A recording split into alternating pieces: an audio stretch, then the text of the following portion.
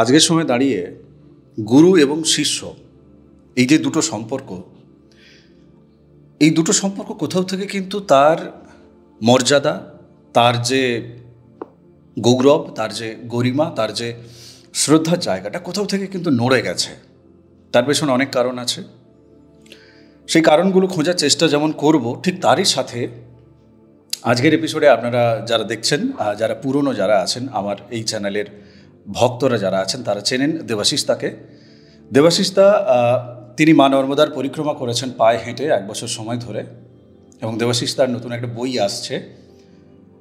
সেই বইয়ের লিঙ্ক কিন্তু আপনি যেমন ডেসক্রিপশন বক্সে পাবেন, ঠিক তেমনিভাবে আপনার নিয়ারাবুর যে বইয়ের দোকান আছে সেখানেও পাবেন। এখন কথা হচ্ছে, যেটা দিয়ে শুরু করছিলাম, যে গুরু শিষ্য যে সম্পর্ক, তার যে প্রভাব, সত্যিই গুরু কেন দরকার আমাদের জীবনে, এবং গুরু শিষ্য সম্পর্ক কোথায় থেকে বিগড়ে গেছে, সেখানে দায় কার, সেই ব্যাপারগুলোও জানবো। এবং ঠিক তেমনিভাবে দেবাশিস দার কাছে যখন এই উত্তরগুলো চাইবো আর কি, সেই উত্তরগুলো কিন্তু দেবাশিস দা তার জীবন থেকেই দেবে। হ্যাঁ, নিশ্চয়ই। কেননা দেবাশিস দার গুরুকরণ হয়েছে। এবং আপনাদের অনেকের আগ্রহ ছিল জানার যে দেবাশিস দা কার থেকে দীক্ষা নিয়েছেন বা ইত্যাদি ইত্যাদি। তো দীক্ষা নেওয়া দিয়ে শুরু করি আর কি। দীক্ষা কি নেওয়া যায় না পাওয়া যায়? মাইক্রোফোনটা দাদা। দীক্ষা দেখো, আমি তো পেয়েছি, আমি নেইনি। আর অনেকে চেয়েও নেয়, যেরকম বিভিন্ন মিশন আছে, সেখানে অ্যাপ্লাই করতে হয়, তাদের প্রসেসিং অনুযায়ী হয়। বা এখনকার দিনে ধরো এরকম 2-3টে প্রতিষ্ঠান আমি দেখেছি, বড় বড় প্রতিষ্ঠান, যাদের কাছে অ্যাপ্লাই করলে তারা তারপরে ইন্টারভিউর মাধ্যমে দিনক্ষণ স্থির করে দীক্ষা দেন। কিন্তু তোমার কাছে মানে কোনটা বেটার মনে হয়, পাওয়াটা না নেওয়াটা? আচ্ছা, নেওয়াটা মানে আমি যখন দীক্ষাপ্রাপ্ত হই তখন তো অত কিছু বুঝতাম না দীক্ষা কি জিনিস। আজকে ধরো আজকে এই এজে এসে বুঝতে পারছি, রিয়েলাইজ করতে পারছি। তো আমি যেভাবে পেয়েছি, বা এইভাবে অনেকেই পেয়েছে, মানে হঠাৎ করেই গুরুদেব পাওয়া। তো আমার মনে হয় এগুলো পূর্বজন্মের একটা রিলেশন থেকেই হয়। হয়তো উনি আগের জন্মে আমার গুরুজি ছিলেন, সেখানে কিছু কর্ম আমার অধুরা রয়ে গেছে, আবার এই জন্মে সেটা টাচ দিয়ে গেলেন। এবারে কতটা কি কাজ করলাম কি না করলাম সেটা তো আমার নিজস্ব ব্যাপার, কিন্তু উনি গাইড দিয়ে গেলেন, তোমার সাপোর্টিং দিয়ে গেলেন, এটাই। আজকে সময় দাঁড়িয়ে দেখো, গুরু এবং শিষ্য, এই গুরু শিষ্য সম্পর্কটা কিন্তু অনেকটা ব্যবসায়িক একটা ব্যাপার চলে এসছে। আমি সবার ক্ষেত্রে বলছি না দাদা, বেশিরভাগ ক্ষেত্রে মানে তার পেছনে একটা মার্কেটিং টিম যেন জুড়ে আছে, প্রচারের ব্যাপারটাও সেক্ষেত্রে আছে। মানে গুরুর তরফ থেকে, কিছু গুরু আর কি, তাদের তরফ থেকে ঢাকঢোল পেটানো চলছে যে আমার কাছে এসো, আমার কাছে এসো, আমার কাছে এসো। তো সেইটার জায়গা থেকে তোমার মানে তুমি জিনিসটাকে কিভাবে দেখছো, মানে এটা কতটা ঠিক বা বেঠিক? কেননা মানে সেই যত্নশীল একজন পিতা, তিনি তো ততজনকেই জন্ম দেবেন সন্তান হিসেবে। শিষ্য তো সন্তান সম, তার তো সমস্ত গাইড রাখতে হবে, সমস্ত দিকে তাকে তৈরি করতে হবে, তার মার্গদর্শন যেমন দিতে হবে, তার সাথেও থাকতে হবে সর্বসময়ের জন্য। সে দেহতেই থাকুক আর দেহ ছাড়াই তিনি দেহহীন থাকুন তিনি। তো মানে একজন গুরু তার একাধিক শিষ্য তিনি সামলাতে পারছেন না, আর শিষ্যও কিন্তু গুরুর সাথে সেই টাচ তৈরি হচ্ছে না। আমি সেই জায়গা থেকে প্রশ্ন করছি মূলত। তো সেক্ষেত্রে আমি দেখেছি সদ্গুরু যারা হয়, মানে যাদের আমরা বিশ্বাস করি সদ্গুরু বলে, এরকম যদি আরো আগেও দেখি আমরা, মানে ধরো 100 বছর পিছিয়েও যাই, সদ্গুরুদের শিষ্য সংখ্যা খুবই কম ছিল। তুমি দেখো না, ঠাকুরের রামকৃষ্ণদেবের কজন শিষ্য ছিল, বা তোতাপুরী মহারাজজির কজন শিষ্য ছিল? 10 জন 11 জন বলে শুনেছি। লাস্ট তোতাপুরী মহারাজের যে শিষ্য আছেন, উনি এখনো জীবিত আছেন। তো ওনার মুখেই শোনা আমার 10 জন কি 11 জন শিষ্য ছিল। তো ন্যাচারালি ধরো ইনিশিয়াল যিনি পরম গুরু অ্যাকচুয়ালি বা সিদ্ধ মহাত্মা যদি বলো, তো তারা খুব লিমিটেড সংখ্যক রাখে এবং তারপরে এটা তো পরম্পরায় বাড়তে থাকে না, সেটাকে আমরাই হয়তো বাড়িয়ে নিয়ে যাই। হ্যাঁ, তো সেই ক্ষেত্রে যদি প্রচুর শিষ্য থাকে তো ডাইরেক্টলি তার উপরে ধ্যান রাখা হয়, যদি সেরকম পাওয়ারফুল গুরু হয় তো নিশ্চয়ই রাখতে পারেন। সেরকমও আমি দেখেছি অনেক শিষ্য আছেন, কিন্তু শিষ্যদের ডেভেলপমেন্ট হচ্ছে কি না হচ্ছে উনি কিন্তু বুঝতে পারতেন, এরকম আমি দেখেছি। এরকম মানে আমি যার কথা বলছিলাম তোতাপুরীর যে সেই শিষ্য ছিলেন, উনিও রামকৃষ্ণ দেবেরই বংশধর। তো ওনাকেও দেখেছি, কোনো শিষ্য যদি মানে ওনার শিষ্য আমার পরিচিত একজন আছেন, মানে সেখান থেকে আমি জানতে পেরেছি। তো কোনোদিনও যদি জব কম করে, হয়তো একদিন করলো কিছু বললো না, কিন্তু দেখা গেল 10 দিন ওরকম করছে, সঙ্গে সঙ্গে ফোনে বলে কি হলো তোমার, শরীর টরীর খারাপ হয়েছে নাকি, মানে যেভাবে হোক বুঝিয়ে দেন যে তোমার জবের সংখ্যা কম হচ্ছে। তো তার মানে কি নিশ্চয়ই টাচে আছে, তাছাড়া এটা তো সম্ভব নয় অ্যাকচুয়ালি, এরকমই ব্যাপার। চলো এইবার আমি যেটা জানতে চাইবো, যেটা অনেকেই জানতে চেয়েছিল আর কি, তোমার যে গুরুজি, তো তোমার দীক্ষা পাওয়া সেটা ঠিক কেমন ভাবে হয়েছে, তুমি যদি মানে যতটুকু বলা সম্ভব তোমার পক্ষে। আচ্ছা, মাইক্রোফোনটা না প্লিজ একটু সোজা রাখো দাদা। এইরকম না, ব্যাপারটা হচ্ছে যে দেখো, গুরু আসার আগে গুরু তো ঈশ্বরের রূপ হলো, ঈশ্বর কিন্তু তোমার পথটাকে তৈরি করে দেয়। মানে ধরো পিছল রাস্তায় তুমি চলতে গেলে তো বারবার পিছলে যাবে, তার জন্য শুকনো করে স্মুথ রাস্তা করে দেন। তো আমার ক্ষেত্রে যেটা হয়েছিল, মানে আমি তখন আমি বুঝতাম না গুরুকরণ কী জিনিস বা কিছু আছে। তো বেসিক গুরু বলতে গেলে আমার বাবাই ছিল বেসিক গুরু, যেটা মানে মার্গদর্শন, যেটা ছোটোবেলা থেকে 7-8 থেকেই নিয়ে যেত রামকৃষ্ণ মিশনে। বাবা বাইরে থাকতেন, তো আমরা গেলাম ওখানে, হয়তো স্কুলের ছুটি পড়লে তো নিয়ে যেতেন রামকৃষ্ণ মিশনে, নিয়ে গেলেন বা অন্য কোনো মিশন যেখানে আছে নিয়ে গেলেন, সেখান থেকে বই কিনে দিতেন, এগুলো পড়বি। 7-8-এ পড়ি তখন, তো পড়তাম। তারপরে যখন একটু 9-10-এ উঠলাম তখন বাবার সঙ্গে আলোচনা হতো বিভিন্ন রকম। তারপর যখন চাকরি জীবনে ঢুকলাম তখনও আলোচনা হতো। তখনও অবধি বাবার কিন্তু কোনো গুরুকরণ হয়নি, বাবার গুরুকরণ হয়নি। তো আমি আমার গুরুজি হওয়ার আগে একদম বিভিন্ন ধর্মগ্রন্থগুলো পড়তাম অ্যাকচুয়ালি আমি।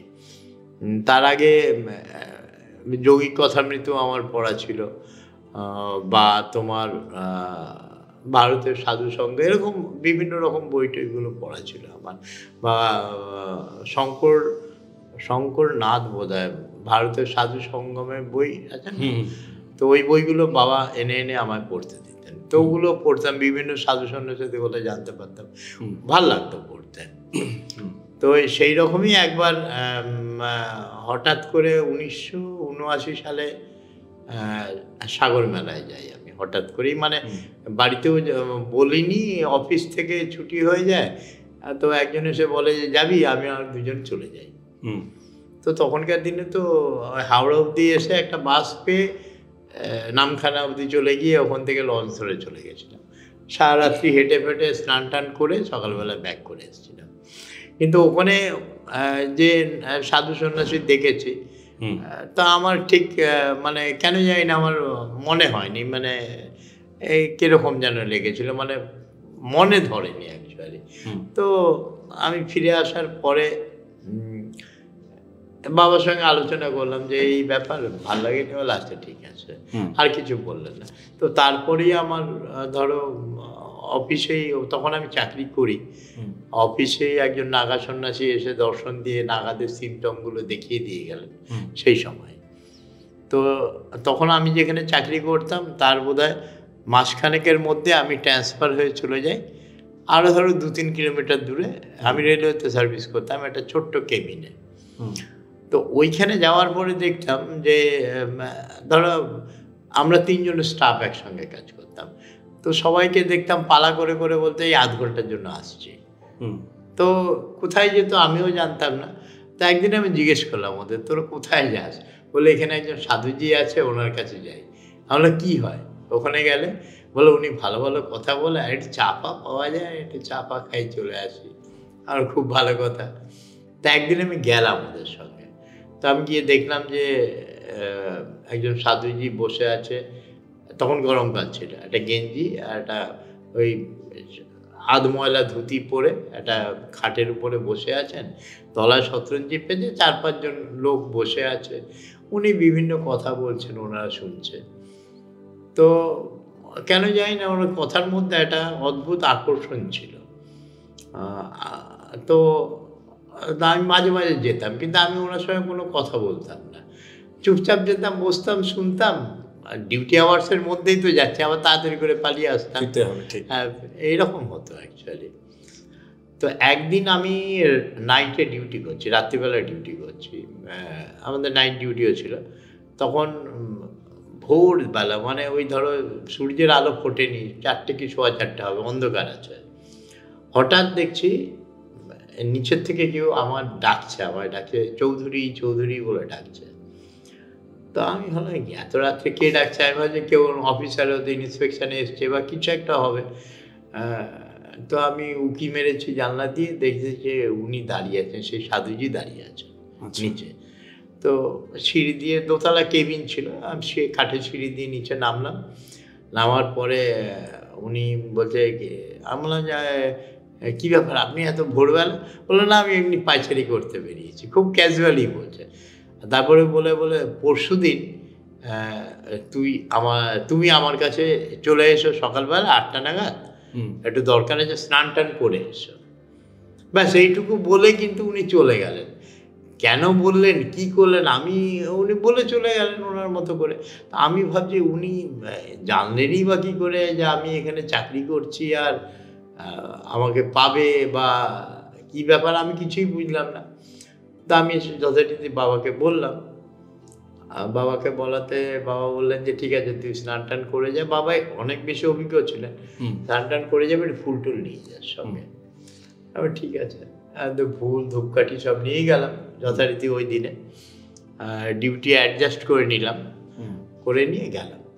তো যাওয়ার পরে উনি আমায় বসতে বলে, আমি গিয়ে দেখলাম যে উনি ঘরে একাই রয়েছেন, আর কেউ নেই। ওই রকম একটা গেঞ্জি, আধময়লা ধুতি পরে বসে আছেন। আমি যাওয়ার পরেই খুব ব্যস্ত হয়ে গেলেন, আমার দেখে যেন মনে হলো। তো উনি তাড়াতাড়ি করে ওই তক্তপোষ থেকে নামলেন, নেমে একটা ছোট্ট ঘরে থাকতেন অ্যাকচুয়ালি, ওপরে টালি ফালি দেওয়া ছিল, একা, মানে ওখানেই ভক্তরা যারা আসতো ওখানেই বসে কথা বলতেন। উনি গৃহী ছিলেন, পেছনের দিকে ওনার পরিবার থাকতো হয়তো। তো উনি তাড়াতাড়ি করে ওই ঘরের মধ্যে একটা ছোট্ট ঠাকুর ঘর ছিল, ওই ঠাকুর ঘরে গেলেন, গিয়ে ওখানে অনেক দেব দেবীর মূর্তি সাজানো। তো অর্ধেক অনেক মহাপুরুষের ছবিও রয়েছে, তো অর্ধেক মানুষকে তো আমি চিনি না। আর বলে প্রদীপ টদীপ জ্বালিয়ে চন্দন ফন্দন ঘষে বসে রেডি ফেডি করে আমাকে বললো যে একটা আসন নিয়ে এসো একটা। আমি আর আসন নিয়ে আসলাম। আসন নিয়ে আসার পরে যখন বসলাম, তখন আমার অনুভূতি হয়েছে কি দীক্ষা ফিক্ষা হয়তো দেবে বা কিছু একটা করবে। তো উনি আমাকে ক্রিয়াযোগে সেই সময় দীক্ষা দেন। তোমার তখন বয়স কত? তখন আমার বয়স হার্ডলি ওই ধরো 21-22 হবে, হ্যাঁ, তার বেশি। তো আচ্ছা, গুরুদেব যখন তোমাকে দীক্ষা দিচ্ছে, মানসিকভাবে তুমি কি প্রস্তুত ছিলে? মানসিকভাবে প্রস্তুত সেইভাবে আমি প্রস্তুত ছিলাম না, মানে দীক্ষার ব্যাপারটাই আমি বুঝলাম না। হ্যাঁ, ক্রিয়াযোগের ওই তোমার যে যোগানন্দজির যে বইটা, অটোবায়োগ্রাফি অফ এ যোগী, ওইটা পড়া ছিল। তো একটা বই পড়া জিনিস আর তোমার প্র্যাকটিক্যাল একটা জিনিসের মধ্যে অনেক ডিফারেন্স আছে। কেন, বইয়ের মধ্যে তো সবটা লেখে না, উজ্জ্বল করে দেয়। তো যখন বসলাম তখনও আমি জানি না যে কি দীক্ষা পাবো, কি হবে না হবে।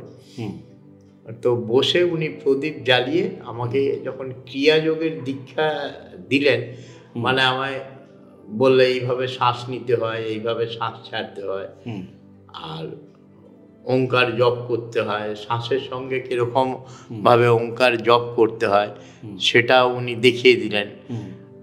দেখিয়ে দেওয়ার পরে ফাইনাল যেটাতে আসে, আর ওর মধ্যে একটা আছে নাভিক্রিয়া আছে, নাভিক্রিয়া দেখালেন কিভাবে করতে হয়। দেখালেন মানে কি, উনি মুখে বললেন, বলে এইভাবে চিন্তা করবে। অ্যাকচুয়ালি তো মেনলি মনটাকে কনসেন্ট্রেট করা, আর তো কিছু না। আর তারপরে যখন জ্যোতি মুদ্রা বলে একটা মুদ্রা আছে, মানে যেটা আমরা ভংরি মুদ্রার মতো দেখি, অ্যাকচুয়ালি কিছুটা ওই ধরনের, সেই মুদ্রাতে যখন উনি আমার চোখটা টিপে ধরলেন, তখন চোখের সামনে জ্যোতির ফোয়ারা বইতে শুরু করলো, যেই মুহূর্তে উনি টিপে ধরেছেন। এবং বিভিন্ন আলো তাদের ছোটাছুটি, মানে সে একটা আমি ঠিক বর্ণনা করতে পারছি না, মানে ভীষণ সুন্দর, এবং মনটা খুব হালকা হয়ে গেল, মানে শরীরটা হালকা হালকা বোধ হতে শুরু করলো। তারপরে গুরু প্রণাম মন্ত্র যেরকম আছে সব দেখিয়ে দিয়ে উনি তারপরে আমায় নিয়ে এসে উনি তক্ত বসেই বসলেন, আমায় নিচে বসতে বললেন। তারপর একটা খাতা বার করে কাগজে লিখলেন, বলে তোমার মানে এই যে গুরু প্রণাম মন্ত্র লিখে দিলেন। তারপরে কোন ক্রিয়ার পরে কোন ক্রিয়া, 1 2 3 4 5 6 করে 6টা ক্রিয়া লিখে দিলেন। লিখে দিয়ে সেই কাগজ এখনো রয়েছে আমার কাছে, ওনার হাতের লেখা। তো লিখে দিয়ে বলে এইভাবে তুমি প্র্যাকটিস করবে রোজ, আর তোমার তো এখানে ডিউটি, তুমি যখনই সুযোগ পাবে ডিউটির মধ্যে এসো না, ডিউটি শেষ হলে চলে এসো এখানে, এসে ঠাকুর ঘরে বসে তুমি প্র্যাকটিস করবে। তো আমি বললাম আচ্ছা ঠিক আছে। তো আমার গুরুজির নাম ছিল সরোজ কুমার লাহিড়ী, হাওড়া বাগসারাতেই থাকতেন উনি। আর মানে তখন তো আমি অত কিছু জানতামও না, কি নাম আছে না আছে। অনেকে জিজ্ঞেস করলে সেই সময় শুনেছিলাম উনি দীর্ঘদিন হিমালয়ে ছিলেন, এবং নাগা বাবা বলে কোনো বাবার মানে সান্নিধ্যে ছিলেন অ্যাকচুয়ালি। আর যখন ওখান থেকে ফিরে আসে পরিবারের মধ্যে আবার, মানে নাগা বাবার নির্দেশেই ওনাকে ফিরতে হয় এখানে। উনি জেনারেলি ওখানে হঠযোগ সাধনা করতেন, হঠযোগ বা অন্য কিছু মানে এসব করতেন। এখানে ফিরে আসার পরে শিবপুরে নিতাই বন্দ্যোপাধ্যায় বলে একজন ক্রিয়াযোগী ছিলেন, বিশিষ্ট ক্রিয়াযোগী ছিলেন। তো ওনার কাছ থেকে আমার গুরুজি ক্রিয়াযোগ পান অ্যাকচুয়ালি। এগুলো সব পূর্ব নির্ধারিত থাকে, বা কোনো না কোনো ইয়ের থেকে এগুলো সব।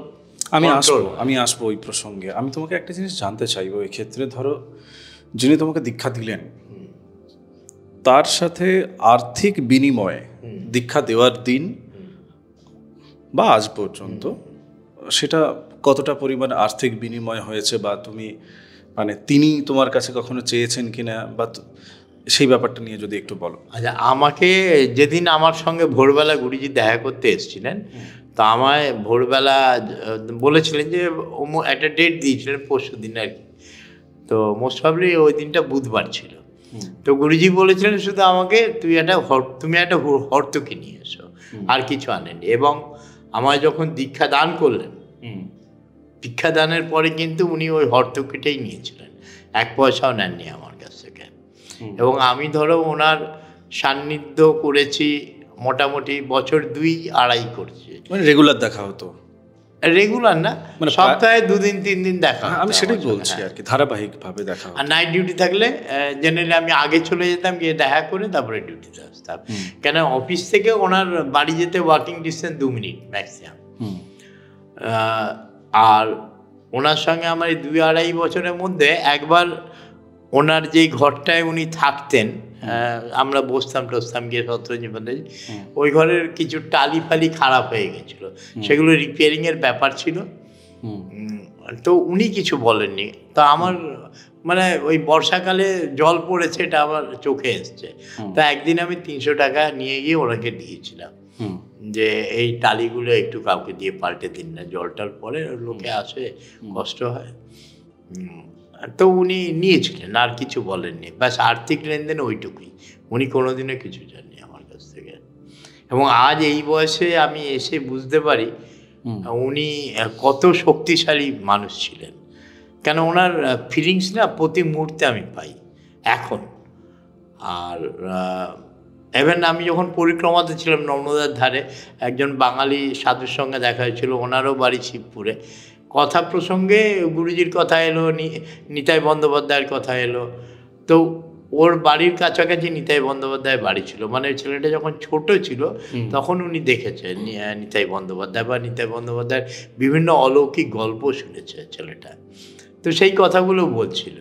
এবং লেটেস্ট আমি একজন মাতাজির ভিডিও দেখছিলাম, তোমার ওই গোমুখের ওখানে একটা গুহাতে থাকেন, বাঙালি। তো উনিও দেখলাম আমার গুরুজির কেন গুরুজির নাম নিলেন, কেন উনি যার কাছ থেকে দীক্ষা পেয়েছিলেন তখন ক্লাস 6-7 পড়তে দীক্ষা পেয়েছিলেন উনি। তো তার সঙ্গে আমার গুরুজির গুরু শিষ্যের সম্পর্ক বা কিছু একটা ছিল, এই মুহূর্তে আমার মনে পড়ছে না, মানে মোট কথা রিলেটেড ছিল তারা।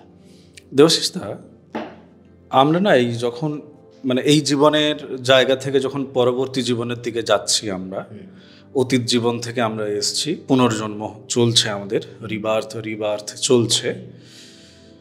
তুমি একটু আগে কথা প্রসঙ্গে সেটা বললে যে পূর্বজন্মের কোনো না কোনো লিঙ্ক থাকে, পূর্ব নির্দিষ্ট কথাটা সেখান থেকেই, তাই না? গুরু ঋণ সেটা কি শোধ করা যায়, বা তার কি শোধের দরকার পড়ে, বা আদৌ কি গুরুর প্রতি, মানে গুরু যখন তোমাকে দীক্ষা দিয়েছে ঋণ হয়? হ্যাঁ, এক্স্যাক্টলি ঋণ হয়। তো ঋণের ক্ষেত্রে দেখো, আমি যতটুকু জেনেছি, পিতৃঋণ, গুরু ঋণ, মাতৃঋণ, দেশের প্রতি ঋণ, এই 4টে ঋণের কথা আমি শুনেছি। তো তার মধ্যে একমাত্র মাতৃঋণ শোধ করা যায় না, গুরু ঋণ শোধ করা যায়। এটা আমি 2-1 জায়গায় পড়েছি। সেটা কিভাবে, তুমি গুরু দিয়ে মানে গুরুজির নির্দিষ্ট যে পথ দেখিয়েছে সেটা যদি তুমি ঠিকমতো পালন করো, এরকমও দেখা গেছে, এরকম অনেক ইনস্ট্যান্টও রয়েছে যে শিষ্য গুরুকে ছাড়িয়ে চলে গেছে আধ্যাত্মিক মার্গে। তো ছাড়িয়ে যাক না যাক, গুরুর কথাটাও যদি ফলো করো, তাতেই গুরুর ঋণ কিছুটা হলেও তো শোধ হয় অবশ্যই। আর সেই রকমভাবে, তাই এইগুলো তো আর মানে শোধ আর তুমি কি করবে। আচ্ছা, যাই হোক, শোধ ছেড়ে দাও।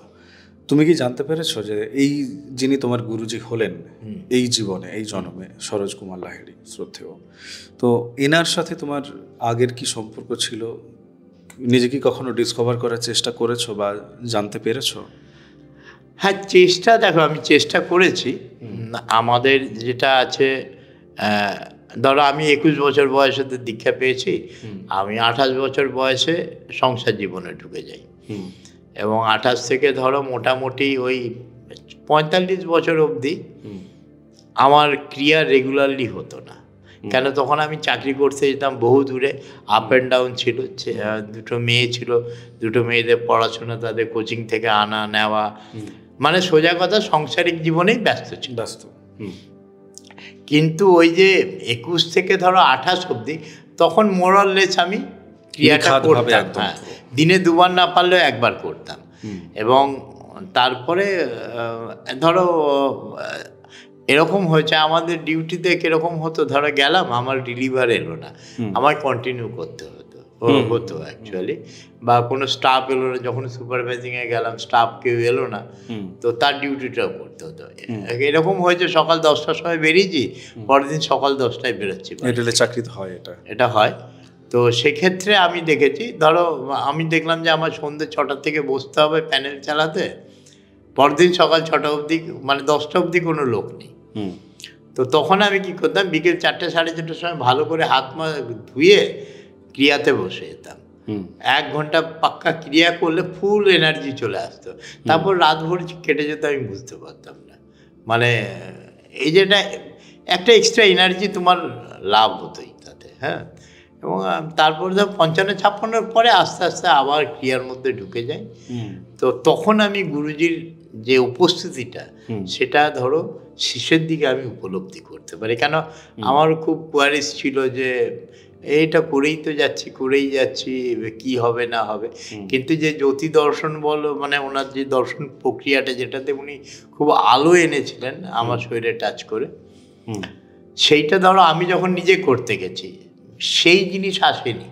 কিন্তু ইন লং রান আস্তে আস্তে করে আসতে শুরু করেছে এটা অটোমেটিক্যালি। এবং তার মধ্যে দিয়ে না মানে থার্ড আইটা অনেক ওপেন হয়ে যায় অ্যাকচুয়ালি, তার মধ্যে দিয়ে বিভিন্ন দৃশ্য দেখা যায়। তো সেখানে সেই দৃশ্যগুলো পরিষ্কার 2-1 দিন আমি দেখেছি, বাকি এখনো অবধি ম্যাক্সিমামই আবছাই আসে। মানে আর যদি বেশি দৃশ্যের উপরে কনসেন্ট্রেট করতে যায় পট করে মিটিয়ে যায়। ধরো আমি কিছু একটা দেখছি, তাহলে এরকমই দেখছি একটা সমুদ্রের উপর দিয়ে যাচ্ছে, আমি এরকম ফিলিং হচ্ছে আমার, বা একটা পাহাড়ের সামনে দাঁড়িয়ে আছে, তখন আমি পাহাড়ের মধ্যে কনসেন্ট্রেট করছি যে ওর ভেতরে কোনো গুহা থেকেও আছে কিনা দেখবার। তো যখন বেশি কনসেন্ট্রেট করছি সঙ্গে সঙ্গে পাহাড়টাই উধাও হয়ে যায়। এটা জানি না কেন হয় অ্যাকচুয়ালি।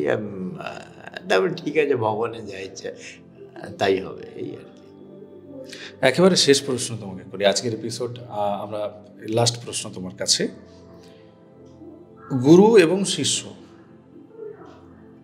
তো এদের দুজনের দেখা হওয়াটা, মানে আবার আমি সেই ঘুরে ফিরে প্রথম প্রশ্নেই কিন্তু যাচ্ছি, পাওয়া না নেওয়া, কোনটা হওয়া উচিত? এবং দেখো আমার এইটা কেন মনে হয়, আমার কোনো জায়গা থেকে মনে হয় যে আমরা তো সবাই একটা জীবন থেকে আরেক জীবনের দিকে এগোচ্ছি, একটা পরিক্রমা চলছে আমাদের, তাই না?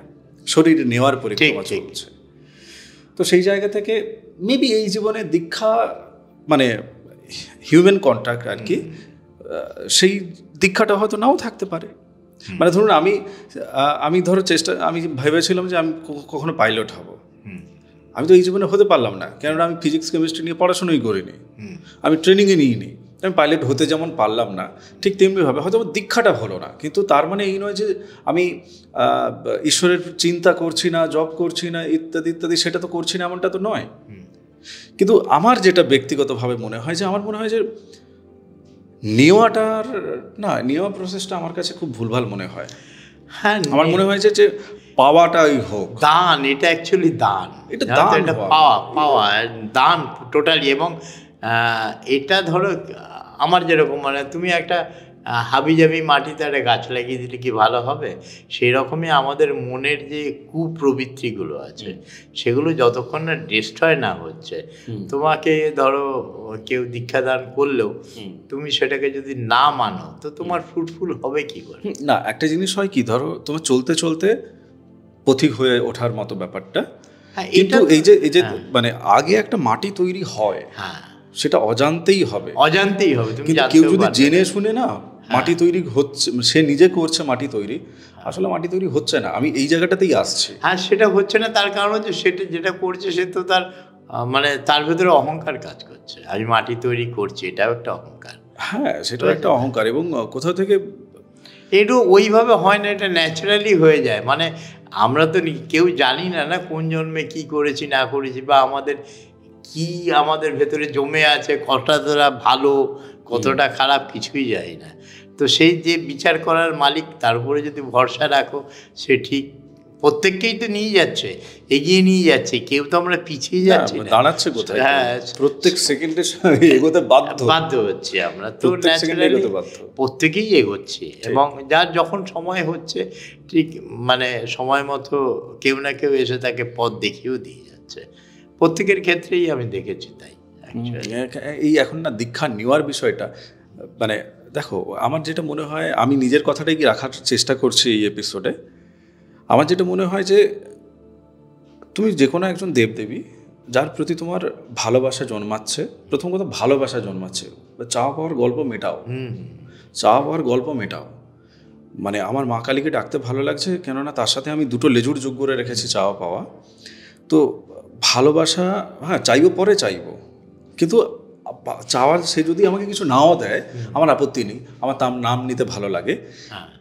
তো এই যে ভালোবাসাটা, এইটুকুকে সম্বল করে আমি তার প্রতি তার নাম নিতে থাকি। বাকি তিনি যদি মনে করেন যে কাউকে আমার জীবনে পাঠাবে বা কোথাও ইন্ডিকেশন দিয়ে আমাকে পাঠাবে, যিনি আমাকে দান করবেন দীক্ষাটা, সেই দানটা দানের মতো করে হোক, তাহলে সেখানে আমি সমর্পিত হতে পারবো। মানে কি ওই প্রসেসটাই সমর্পণ করে দিচ্ছে আমাকে। ঠিক তাই। হ্যাঁ, মানে আমি কোথাও গেলাম, গিয়ে সেখান থেকে দীক্ষা কিনে নিয়ে চলে এলাম না, ওইভাবে ঠিক। হ্যাঁ, আচ্ছা আরেকটা প্রশ্ন তোমাকে করি, না দেখো পয়সা কড়ি ট্রানজ্যাকশান হোক সেটা নিয়ে কোনো সমস্যা নেই, কিন্তু যেন পাওয়াটা হয়। তুমি 300 জায়গায় 3 লক্ষ টাকা দিতে পারতে, বাট সেটা পাওয়া তুমি পেয়েছো ওটা। আচ্ছা, এই হর্তকির ব্যাপারটা কেন আসে, মানে ওটা কি তুমি কখনো ভেবেছো বা ক্লিয়ার তোমার কাছে? আমি দেখো অনেক জায়গাতেই আমি সাধু মহাত্মাদের দেখেছি, ওনারা হর্তকি চেয়ে নেন, কেন চান আমি অ্যাকচুয়ালি যাই না। আচ্ছা বেশ, চলো। আপনারা যারা এপিসোড দেখছিলেন, আপনাদের কারো যদি জানা থাকে কমেন্ট বক্সে লিখতে পারেন, কেননা দেখুন আমাদের এই আলোচনার মধ্য দিয়ে অনেক জিনিস আছে যে আমরা নিজেরাও নতুন করে শিখছি। আমি তো শিখছি, দাদাও সেদিক থেকে উদার আছে, কোনো সমস্যা নেই। দেবাশিস দা, তোমাকে অনেক ধন্যবাদ। এবং দুজনের এই যে এপিসোড মা নর্মদার মানে দয়াতেই বলবো আমি, মা নর্মদা ভালোবেসে তোমার সাথে আমাকে কানেক্ট করিয়েছে এবং বসতে পারছি তোমার সাথে, এটা আমার কাছে বিশাল পাওয়া। এবং প্রত্যেকটা এপিসোডে আমি এটা বলি যখন, তখন না আমি কোথাও থেকে আবেগতাড়িত হই। হ্যাঁ, কোথাও থেকে আবেগতাড়িত হই। থ্যাংক ইউ সো মাচ দাদা। হ্যাঁ, আমারও নমস্কার রইলো সমস্ত শ্রোতা বন্ধুদের। সবাই দেখো ঠিক পথে এগুলো, রাস্তা ঠিক থাকবেই একদম, এটা থাকা দরকার। হ্যাঁ, মানে শিওর, একদম কোনো সন্দেহ নেই। আপনারা সকলে ভালো থাকুন। আচ্ছা, এই চ্যানেলে তপভূমি নর্মদার এপিসোড আছে, মা নর্মদার মাহাত্ম্য কথা, 366টা এপিসোড, অডিও সিরিজ। বিছানায় রাত্রিবেলা শুয়ে খুব সুন্দরভাবে শুনতে পারবেন এবং আপনার জীবন বদলে দেবে, এটুকু আমি ডেফিনেটলি বলতে পারি। তার সাথে সাথে আপনার এলাকায় মা নর্মদার ছবি যদি চান, তাহলে নিয়ার অ্যাবাউট যে সমস্ত এই দশকর্মার দোকান আছে একটু খোঁজ করবেন, ফ্রি অফ কস্ট আপনি মায়ের ছবি পাবেন। নর্মদেশ্বর শিবলিঙ্গ সেটা বিনিময়ের মাধ্যমে পাবেন, মানে সেক্ষেত্রে একটু টাকা পয়সা খরচা হবে আর কি। ভক্তির পথে থাকুন, ভালো থাকুন। আগামী এপিসোডে দেখা হচ্ছে। নমস্কার। নমস্কার।